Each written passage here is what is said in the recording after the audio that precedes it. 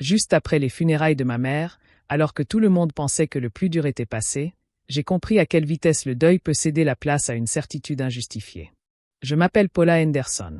J'ai 38 ans et j'ai passé la majeure partie de ma vie d'adulte à croire qu'il était souvent plus sage de se taire que de réagir prématurément, surtout quand émotion et argent se côtoient.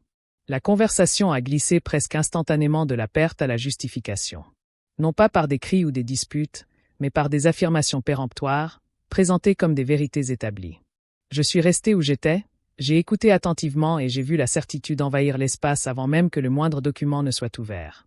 Toutes les actions et l'héritage de 10 millions de dollars appartenaient à ma femme, ma fille aînée.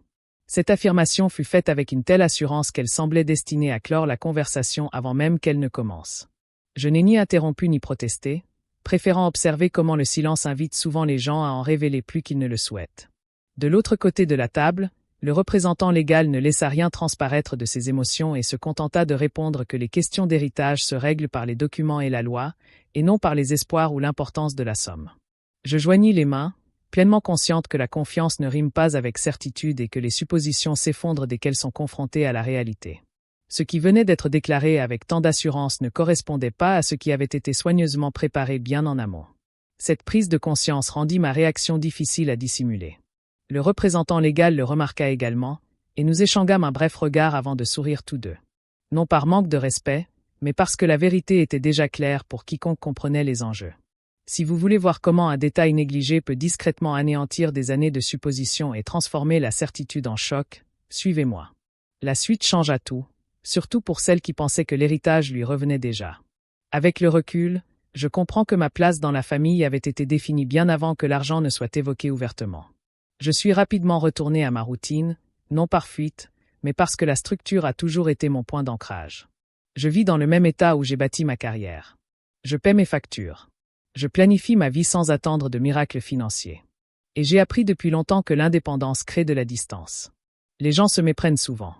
Dans ma famille, les décisions financières étaient rarement prises après discussion. Avec le temps, j'ai pris du recul, privilégiant la responsabilité à l'arrogance, consciente que rester en retrait permettait souvent d'éviter des conflits plus profonds.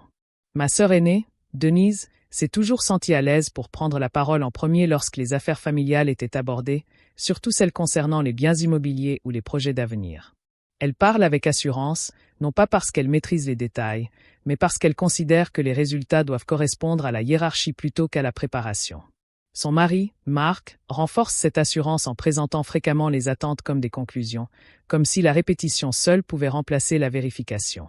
Après les premières présentations, j'ai cessé de m'impliquer plus que nécessaire, je les appelais par leur nom et je restais mesuré dans mes réponses, car la familiarité ne m'avait jamais protégé du mépris. Ma mère gérait l'argent différemment. Elle n'a jamais élevé la voix à ce sujet, ne s'en est jamais servie comme moyen de pression, ni comme preuve d'affection. Chaque décision qu'elle prenait était étayée par des documents et soumise à l'avis d'un professionnel, même lorsque d'autres réclamaient des réponses plus rapides ou des promesses informelles. Elle était convaincue que la clarté prévenait le ressentiment et gérait ses affaires en partant du principe que la préparation l'emporterait sur l'émotion. Je respectais cette approche, c'est pourquoi je n'ai jamais demandé d'exception ni d'accès anticipé, comprenant que ça. Prudence n'était pas liée au secret, mais à la discipline familiale. L'autorité ne venait ni de l'âge ni du nombre de personnes qui parlaient, mais de la proximité avec l'information. Denise parlait comme si elle représentait les intentions de maman, tandis que Marc insistait sur ses affirmations avec urgence, exigeant une confirmation plutôt qu'une vérification.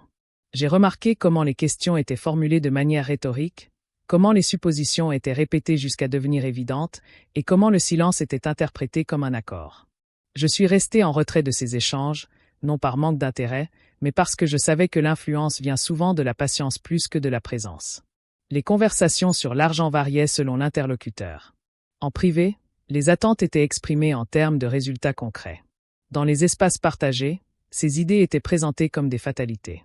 J'ai choisi de ne pas les contester directement, convaincu que les documents parleraient d'eux-mêmes. Cette décision a souvent été perçue à tort comme un désengagement. Pourtant, elle m'a permis d'observer la rapidité avec laquelle la confiance s'installait en l'absence de résistance. Il est devenu évident que l'argent n'était pas qu'un simple élément de fond dans notre dynamique familiale. Il influençait le ton, le moment et les comportements, déterminant qui parlait librement et qui attendait. J'ai vu les attentes se muer en convictions, et ces convictions prendre des allures de possession, même sans confirmation. Bien que personne ne l'ait dit ouvertement, la tension était déjà présente, imbriquée dans les interactions quotidiennes, attendant le moment où la supposition se heurterait enfin au protocole. Quelques années auparavant, cette tension n'était pas apparue d'un coup, mais s'était insidieusement installée à travers de petites décisions qui, peu à peu, franchissaient des limites que personne n'osait nommer. Les demandes d'argent ont commencé à se multiplier, chacune présentée comme temporaire ou pratique, sans pour autant poursuivre le même objectif. L'une d'elles consistait à accéder à un compte par commodité. Une autre demande portait sur l'avance de fonds liés à un projet futur, tandis qu'une autre encore visait à autoriser des dépenses qualifiées de nécessaires, mais jamais clairement justifiées. Chaque situation était isolée, mais ensemble, elles révélaient une aisance croissante avec des dépenses dénuées de responsabilité et de contrôle. Ma mère ne réagissait pas émotionnellement à ces moments. Au contraire, elle a renforcé les routines de manière si discrète qu'elles passaient inaperçues si personne n'y prêtait attention. Les accords d'autrefois informels exigeaient désormais une confirmation écrite. Les assurances verbales ont été remplacées par des demandes de justificatifs. Les conversations qui se terminaient auparavant par un accord ont été transformées en réunions de débriefing régulières avec des professionnels maîtrisant les questions de conformité et de responsabilité. Elles n'accusaient ni ne confrontaient, préférant structurer les situations où les suppositions avaient persisté. J'ai immédiatement remarqué le changement, même si j'ai choisi de ne rien dire. Rester en retrait de ces échanges est devenu un choix délibéré, non par indifférence, mais parce que toute intervention avait tendance à envenimer des situations encore gérables.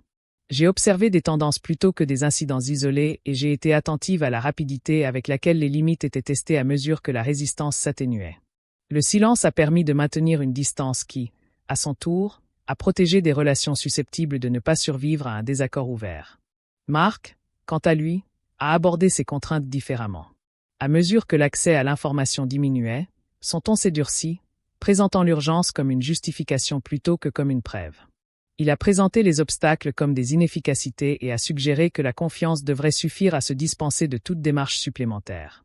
Lors d'une discussion, sa frustration était palpable lorsqu'il a déclaré « Cela ne devrait pas être aussi compliqué si tout le monde est sur la même longueur d'onde ». Cette affirmation a pesé lourd, car elle sous-entendait une résistance là où rien n'avait été déclaré. Denise a conforté ses sentiments en renforçant les attentes plutôt qu'en remettant en question le processus. Elle parlait comme si les résultats étaient déjà acquis et considérait la documentation comme une simple formalité accompagnant les décisions, et non comme un guide. J'ai constaté comment la certitude a remplacé la recherche d'informations, et comment la répétition a progressivement modifié la perception. Le silence, dans ces moments-là, était souvent pris pour un consentement, même s'il ne s'agissait ni d'un accord ni d'un retrait. Ma mère a réagi en limitant les canaux de prise de décision. Les questions financières, autrefois traitées lors de conversations familiales, ont été transférées à une correspondance formelle. Elle a restreint son pouvoir discrétionnaire et exigé la supervision de professionnels dont le rôle n'était pas de satisfaire, mais de vérifier. Ces ajustements furent présentés calmement, sans explication ni justification, ce qui les rendait difficiles à remettre en question sans paraître déraisonnables. Je restais en retrait, écoutant sans prendre parti. Ma position me permit de constater comment la pression augmentait à mesure que les limites étaient appliquées et à quelle vitesse la patience s'amenuisait lorsque les attentes étaient contestées. Je choisis l'observation plutôt que la participation, comprenant que m'impliquer ne ferait que brouiller la clarté que ma mère s'efforçait de maintenir. Dans ce cas précis, la distance n'était pas de l'évitement, mais du respect pour la redéfinition des limites. Avec le temps, l'écart entre les attentes et l'autorisation se creusa. Ce qui était autrefois considéré comme acquis était désormais soumis à un examen minutieux. La conversation passa de ce qui pouvait être fait à ce qui pouvait être approuvé, et ce changement sema l'incertitude chez ceux qui étaient habitués aux réponses immédiates. Bien que rien ne fût dit ouvertement, le message était clair pour quiconque y regardait de plus près. Sans discussion ni annonce, ma mère remplit une première série de documents officialisant ses limites. La décision n'était pas explicite et n'invitait pas à la discussion. Elle existait, était archivée et appliquée, marquant ainsi le premier pas silencieux vers la séparation entre présomption et autorité. Peu après, un problème surgit qui ne pouvait plus être considéré comme un simple malentendu ou une divergence d'attente. Il s'agissait d'une anomalie financière découverte lors d'un audit de routine. Des fonds avaient été affectés à des fins autres que celles prévues et enregistrées sans les pièces justificatives requises par les accords en vigueur. Ce n'était pas une erreur due à la précipitation ou à la confusion, mais une pratique courante d'approbation sans vérification, entraînant des conséquences juridiques réelles. Cette découverte a déclenché des obligations de déclaration obligatoires, contraignant à une procédure formelle plutôt qu'à une discussion privée. Je suis intervenu non pas par volonté d'intervenir, mais parce que mon nom figurait sur des documents relatifs aux obligations de conformité. L'appel que j'ai reçu était factuel et direct. Il exposait clairement les faits, les règles enfreintes et les mesures à prendre pour limiter la responsabilité. À ce stade, les émotions n'avaient pas leur place. Seule comptait l'exactitude, la réactivité et le respect des procédures. J'ai examiné les documents, clarifié mon rôle et fourni les informations demandées, conscient que le silence ou le retard ne ferait qu'aggraver la situation. Maman a réagi immédiatement en supprimant l'accès discrétionnaire qui avait permis au problème de se développer. Sans discuter des intentions ni spéculer sur les motivations, elle s'est concentrée sur le contrôle. Les comptes ont été temporairement restreints. Les approbations ont été centralisées et la supervision confiée à des professionnels dont la responsabilité était de protéger les actifs plutôt que d'assurer la sécurité. Ce changement était crucial, même s'il a été mis en œuvre discrètement, sans explication à ceux qui attendaient la conformité. C'est durant cette transition qu'une administratrice indépendante, Olivia, a été officiellement nommée pour superviser certains aspects de la gestion des actifs. Son rôle était clairement défini. Elle avait le pouvoir d'examiner les transactions, de faire respecter les normes de conformité et d'agir sans tenir compte des liens familiaux. Cette nomination a immédiatement bouleversé l'équilibre. Les décisions qui suivaient auparavant des voies informelles exigeaient désormais une justification écrite et l'approbation d'un tiers. Les appels personnels n'avaient plus d'importance, la procédure remplaçant la familiarité. La réaction à ces changements fut sans équivoque. Les conversations se sont raccourcies. Les demandes étaient formulées avec urgence et la frustration transparaissait dans des mots soigneusement choisis. Marc s'interrogeait sur la nécessité d'une supervision externe et se demandait si le recours à une autorité indépendante n'était pas une réaction excessive. Lors d'un échange, il a déclaré « Ce niveau de contrôle donne l'impression que plus personne n'est digne de confiance ». La remarque fut faite calmement, mais son sens était sans équivoque. Denise a fait écho à ses inquiétudes en insistant sur l'importance de l'historique plutôt que sur la procédure, suggérant que les habitudes établies ne devaient pas être perturbées par un seul problème. Elle a parlé de continuité et d'équité, présentant les restrictions comme des obstacles inutiles plutôt que des garanties. J'écoutais sans intervenir, consciente que participer ne ferait que personnaliser un problème qui avait déjà franchi la ligne juridique. Ma mère n'a pas répondu directement à ces objections. Au lieu de cela, elle a amplifié les changements structurels en formalisant les protocoles de communication et en limitant les points d'accès. De plus, les instructions étaient diffusées par écrit. Les délais étaient appliqués et les exceptions supprimées. Ce qui reposait autrefois sur des suppositions exigeait désormais des preuves, et ce changement a révélé à quel point l'accord précédent reposait davantage sur la confiance que sur la vérification. L'effet de ces mesures a été immédiat. La distance s'est installée là où régnait autrefois la familiarité. Les conversations qui allaient et venaient librement sont devenues prudentes, filtrées par des conseillers et des documents. J'ai constaté avec quelle rapidité l'engagement s'est transformé en évitement à mesure que l'influence informelle disparaissait. Le changement ne fut ni spectaculaire ni bruyant, mais indéniable. À mesure que les procédures se durcissaient, la distance entre les membres de la famille s'est creusée. Les échanges sont devenus transactionnels, dénués de spontanéité, structurés par des limites infranchissables. Rien n'a été déclaré, personne n'a reconnu le changement. Pourtant, la séparation était palpable dans chaque conversation. Le désaccord avait disparu, s'inscrivant dans une nouvelle réalité, définie par la structure plutôt que par la proximité. Dans les mois qui ont suivi, le changement s'est manifesté non par une faiblesse, mais par la manière dont les décisions étaient déléguées et dont l'autorité était clarifiée avec soin. Maman a commencé à déléguer des responsabilités qu'elle avait toujours gérées elle-même. Les accès qui nécessitaient autrefois son approbation sont devenus des autorisations écrites, limitées dans leur portée et leur durée. Les tâches ont été redistribuées avec précision, jamais générale ni définitive, comme si elle souhaitait que chaque décision reste réversible jusqu'au moment opportun. Le changement était délibéré et méthodique, reflétant une planification plutôt qu'un déclin. Des schémas se sont dessinés quant aux personnes présentes et à leur motivation.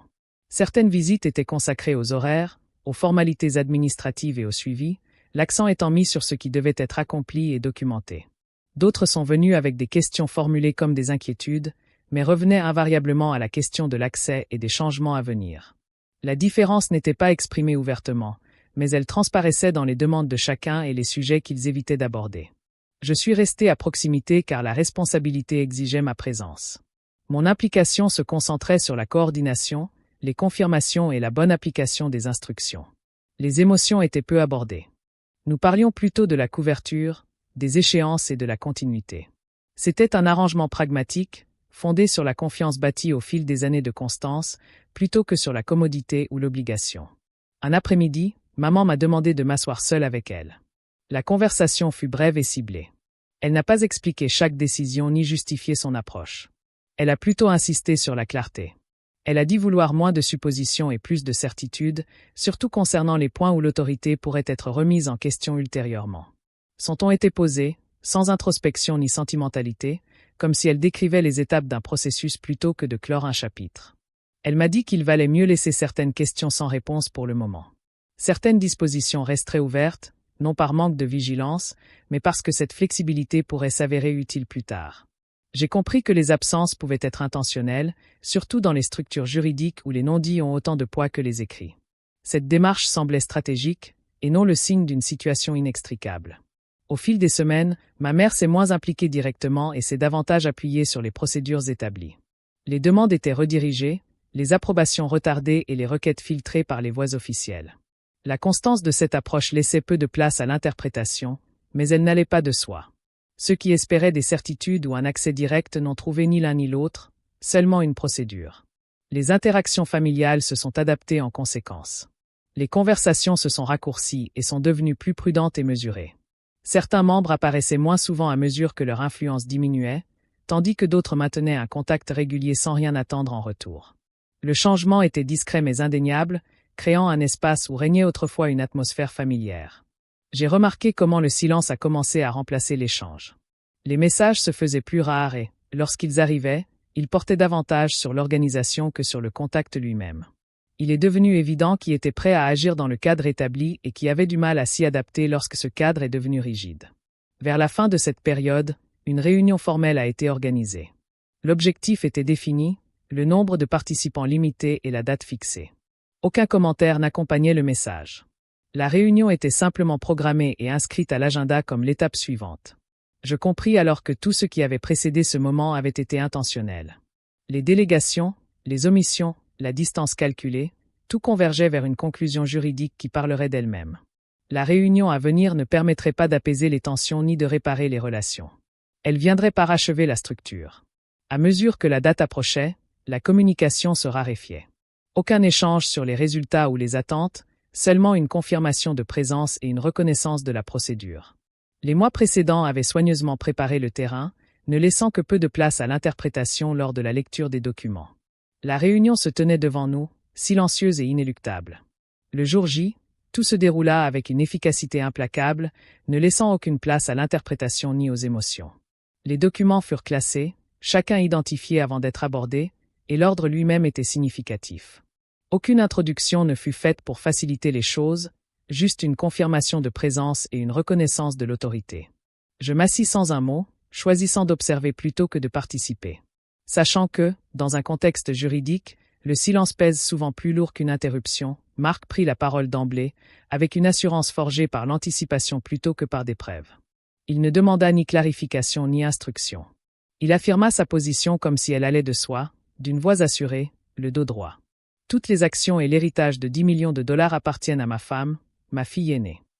La phrase fut prononcée sans hésitation, comme une conclusion plutôt qu'une affirmation. Personne ne réagit immédiatement. Le silence qui suivit fut bref, procédural et délibéré. Je remarquai la rapidité avec laquelle la certitude peut s'installer lorsqu'elle n'est pas remise en question, et la facilité avec laquelle les suppositions passent pour des faits. Je restai immobile, les bras croisés, laissant le processus suivre son cours sans intervenir. Daniel répondit avec retenue, ses mots étant concis et précis. Il ne contesta ni ne corrigea. Il déclara, avant toute discussion sur la répartition des biens, il est impératif de vérifier et de lire l'intégralité des documents constitutifs. Cette déclaration recentra la conversation sans l'envenimer, l'ancrant dans la procédure plutôt que dans la position défendue. Les questions qui suivirent furent limitées et axées sur l'identification et la reconnaissance des faits.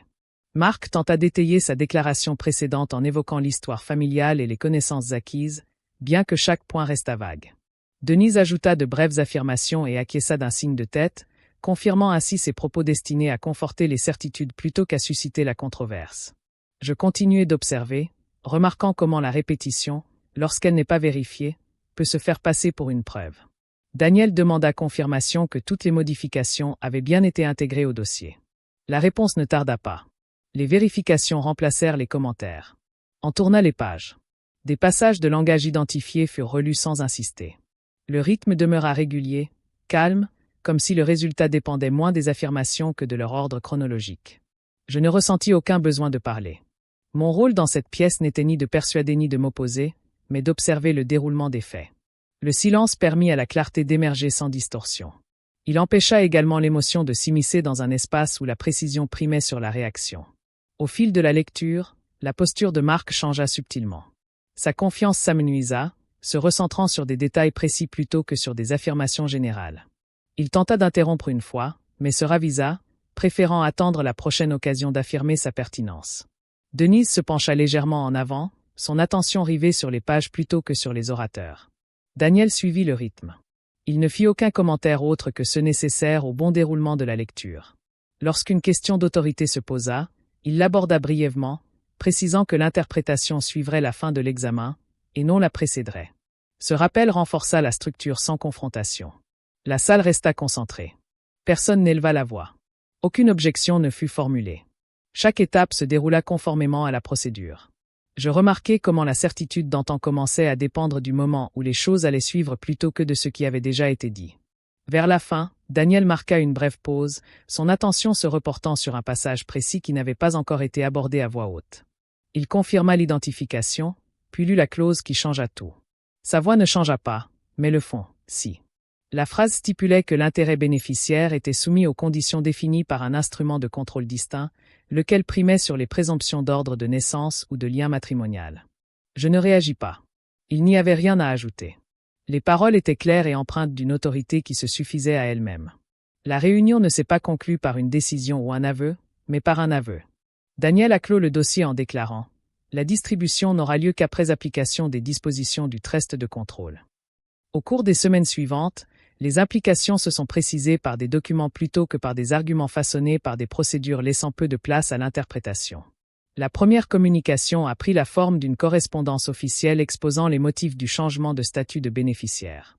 Elle mentionnait des actions spécifiques entreprises sans autorisation, des transferts effectués hors du cadre des pouvoirs conférés et des déclarations en contradiction avec les instruments de contrôle déjà en vigueur. Le langage était neutre, délibéré et précis, privilégiant les faits à l'intention, afin d'établir la cause par des preuves concrètes plutôt que par des conjectures. Le processus a progressé étape par étape. Un audit interne a confirmé que certaines transactions avaient été initiées sans l'approbation requise, tandis que d'autres dépassaient les seuils définis par la gouvernance du trust. La réponse n'a pas été la suppression immédiate, mais la suspension, suivie d'une demande de compte et d'explication. Des échéances ont été fixées. Une documentation a été exigée. Le silence était considéré comme un manquement, et non comme un désaccord. Les obligations découlaient des résultats. Une demande de remboursement a été émise, précisant les montants directement liés à l'utilisation non autorisée ainsi que les délais de remboursement. L'avis expliquait que le non-respect de cette demande entraînerait des poursuites civiles, y compris le recouvrement le cas échéant. La lettre ne prévoyait aucune négociation, seulement des instructions, soulignant que les conséquences découlaient de la procédure et non d'un conflit personnel. Ma participation était due à une nécessité procédurale, et non à des liens familiaux. Mon rôle se limitait à accuser réception et à confirmer la bonne transmission des messages. Je n'ai parlé au nom de personne et n'ai fourni aucune précision supplémentaire par rapport au protocole. La distance a été maintenue en respectant le cadre établi. La dynamique familiale a changé subitement. La communication s'est restreinte à l'essentiel, puis a cessé complètement. Les invitations ont cessé. L'information était diffusée par le biais du conseil plutôt que de vive voix. Les décisions n'étaient plus partagées, mais communiquées uniquement lorsque la loi le permettait. Ce manque de dialogue n'a pas été perçu comme brutal. Il semblait être la conséquence naturelle du maintien des limites après des années de tension. La position de Marc s'est affaiblie à mesure que la structure qui la soutenait se dissolvait. Sans autorité ni accès, son influence s'est évaporée. Les tentatives pour présenter la situation comme un malentendu n'ont pas permis de modifier les délais ni les exigences.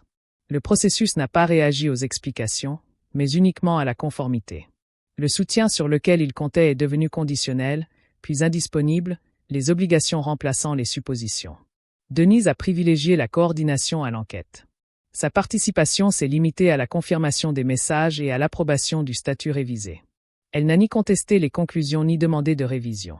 Le changement, silencieux mais définitif, a été marqué par le retrait plutôt que par la résistance. Ce qui était présenté comme un intérêt commun est devenu une conséquence individuelle. Je ne suis pas intervenu. Aucune demande de soutien n'a été formulée, et aucune n'aurait été appropriée. La structure existante fonctionnait indépendamment de toute contribution personnelle et reposait sur des actions autonomes. Le fait de rester en retrait a permis de préserver la clarté et d'éviter les complications, confirmant que la solution dépendait de la conformité plutôt que de la persuasion. Une correspondance ultérieure a précisé les ajustements finaux. Les droits précédemment acquis ont été révoqués suite à une infraction documentée, tandis que l'admissibilité future a été restreinte en attendant la pleine conformité. Le langage utilisé a évité toute conclusion définitive, mais a forcé la séparation, laissant le réemploi théoriquement possible, mais procéduralement difficile. La responsabilité a remplacé la proximité.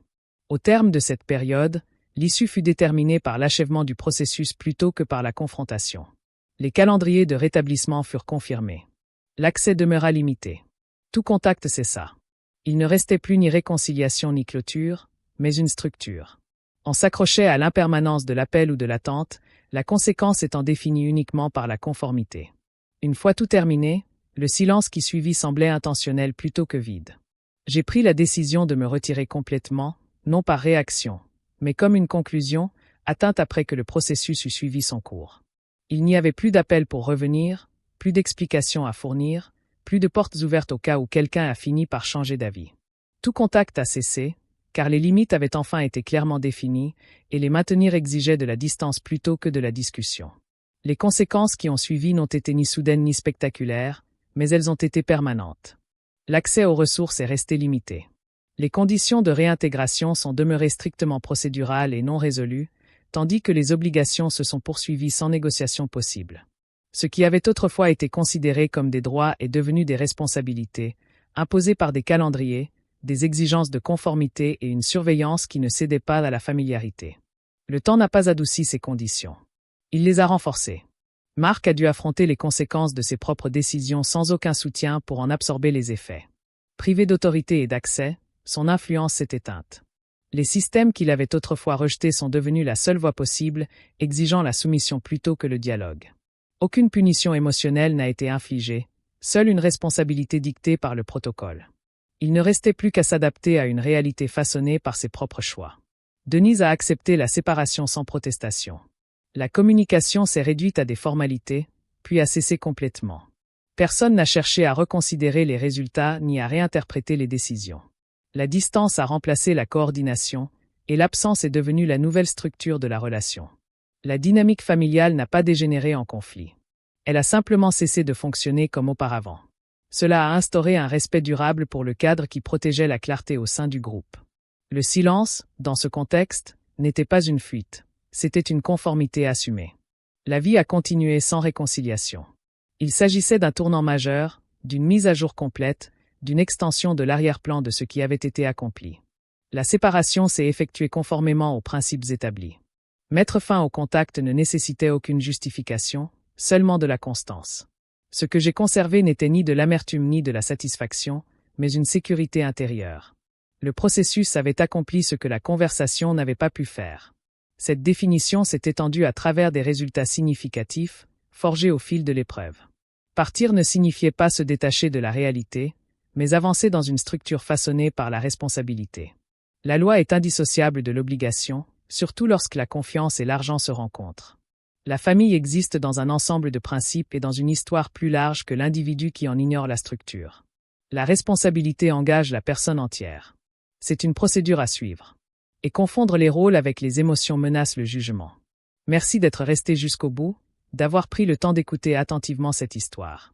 Si vous souhaitez partager votre point de vue, poser des questions ou engager une discussion réfléchie, cette perspective mérite d'être explorée. Des expériences différentes mènent à des conclusions différentes, et les échanges approfondis apportent une valeur qui dépasse un résultat isolé.